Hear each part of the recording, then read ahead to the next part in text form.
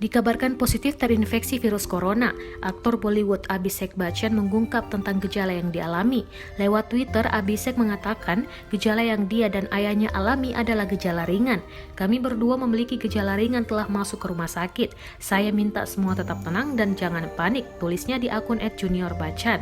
Sebelumnya diketahui aktor senior Bollywood Amitabh Bachchan positif terinfeksi virus corona, sehingga seluruh anggota keluarga dan staf melakukan tes untuk mengetahui penularan.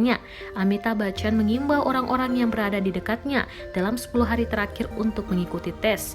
Sampai kemudian diketahui kalau Abhishek Bachchan, putra Amitabh Bachchan, juga positif terkena virus corona. Kami telah memberitahu semua otoritas yang berwenang dan keluarga serta staf kami semua sedang diuji. Saya minta semua untuk tetap tenang dan tidak panik. Terima kasih, tulisnya kemudian.